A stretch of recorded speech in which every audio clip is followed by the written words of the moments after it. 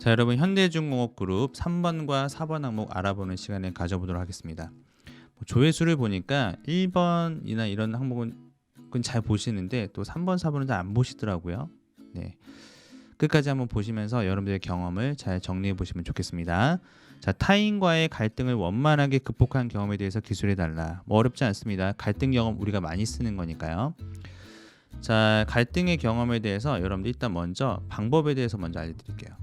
타인과의 갈등을 원만하게 극복한 경험에 대해서는 우리가 핵심이 뭐냐, 이 항목을 쓰라고 하는 것은 현대중공업의 노사관계에 대한 어떤 노력이라든지 그 다음에 업무 과정에서 다양한 갈등의 요인이 발생할 수 있는데 그 갈등을 어떻게 잘 해결할 수 있는 사람이냐, 그리고 지역 기반의 기업으로서 다양한 어떤 그 지역에 있는 요구사항들을 해결해 줄 수 있는 그런 역량이 바로 갈등에 대한 관리 능력이니까 기본적으로 현대중공업그룹에서 여러분들 일을 하시려면 갈등 관리에 대한 역량이 좀 필요하다, 이런 차원에서 나왔겠죠. 그래서 이거는 제가 항목을 예상한 부분이고요. 갈등의 요인은 다음과 같습니다. 갈등의 요인은 성격 차이라든지 실력 차이, 의견 차이, 열정 차이에 대한 부분들이 갈등의 요인이에요.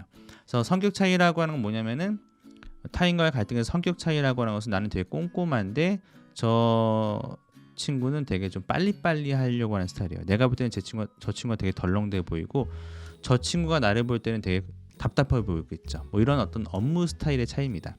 실력 차이라고 하는 것은 나는 되게 잘해서 어려운 거 맡았는데 어려운 설계는 다 내가 하고 쉬운 거는 저 친구가 다른 친구가 하는데 어때요?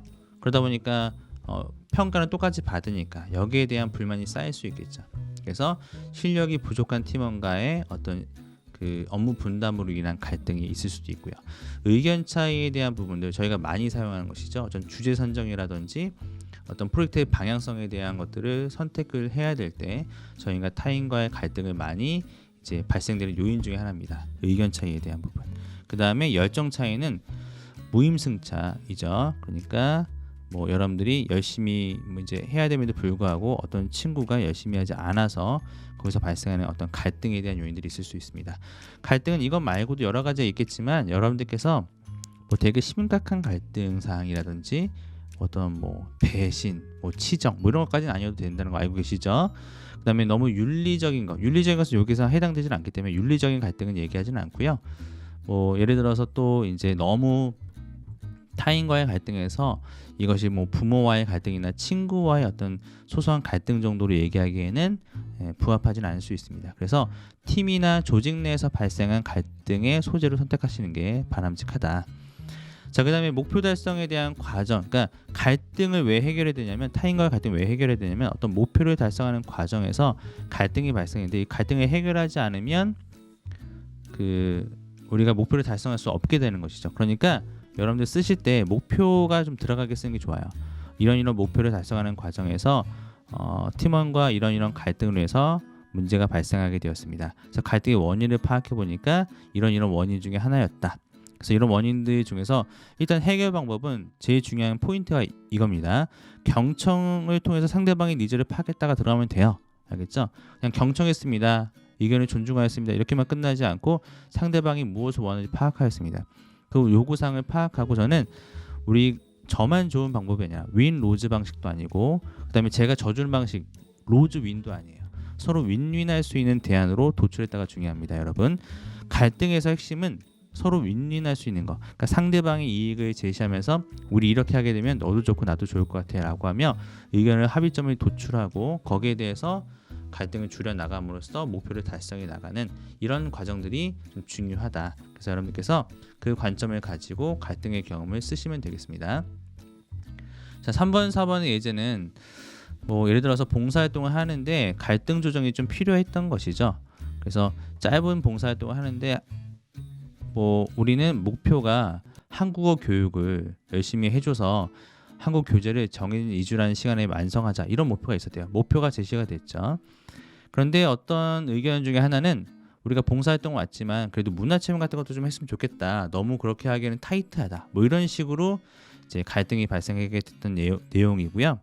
그래서 봉사단은 상대방의 입장에 대해 생각해 보니까 이런 방식이 문제가 될 수 있겠구나 생각을 했었고, 그 다음에 빡빡한 일정 속에서도 하루 정도의 여유 시간이 필요하다는 의견을 받아들여서 하루 일정 동안은 이제 문화체험을 할 수 있도록 계획을 세웠다. 그래서 하루에 1시간 정도 이게 과제 이제 교재를 완성하는 걸로 더 투자하고 조금 더 마감일을 앞당겨서 예정된 일정보다 하루 일정을 앞당기는 방식으로 합의점을 도출했고 남은 하루를 가지고 뭐 여행을 갔다 이런 내용이 될 수 있겠죠. 결과적으로는 서로의 의견에 대해서 가장 윈윈할 수 있는 거.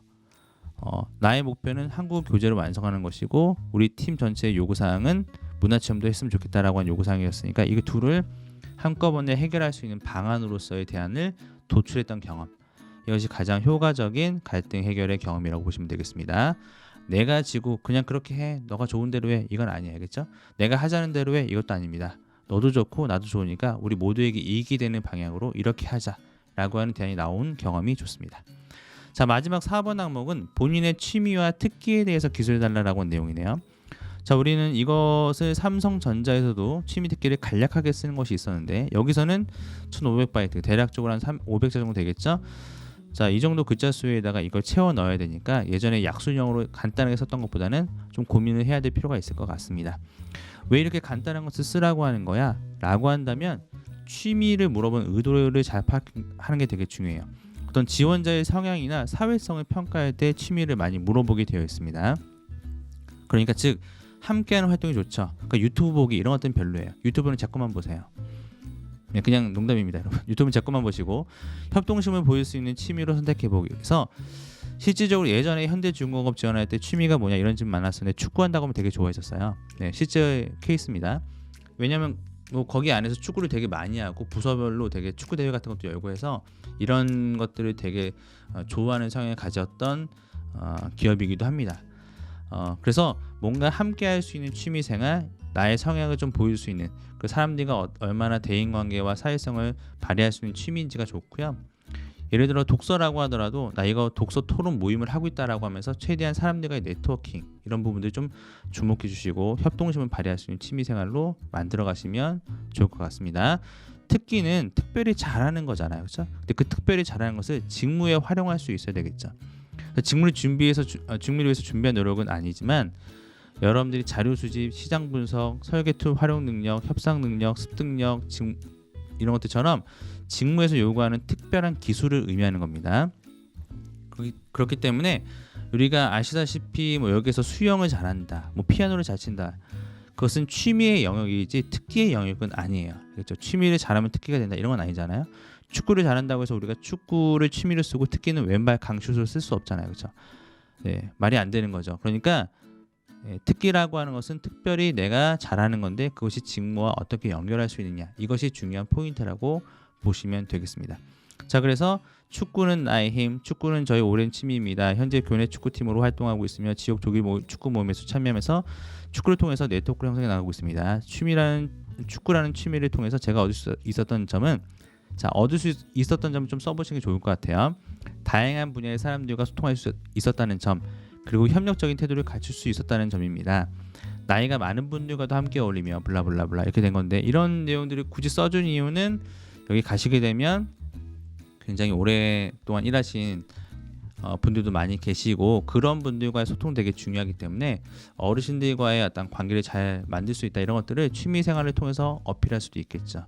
그 다음에 설득력을 키워드로 잡아본 건데, 제 자재 구매 같은 거 할 때 필요한 경비를 좀 줄여서 당시 내가 자재 구매할 때 뭐 도매가로 사가지고 협상 잘해서 단가를 잘 협상했고 결과적으로 경비를 절감했던 그런 경험을 통해서 나의 특기가 발현되었고 구현되었던 그런 사례들을 여러분들께서 활용해 보시면 좋겠습니다. 그래서 여러분들 이 자료도 영상 자료 안에 같이 포함해서 올릴 테니까 다시 한번 리뷰해 보시면서 여러분들이 자기소개서와 지금 제가 말씀드린 그 방향성과 함께 좀 고려하시고 자기소개서에 대한 어떤 능력치를 좀 향상시켰으면 좋겠다고 생각합니다. 현대중공업그룹 이번에 오랜만에 나온 채용이니까요. 끝까지 잘 쓰셔서 합격의 결과가 나왔으면 좋겠습니다. 감사합니다, 여러분.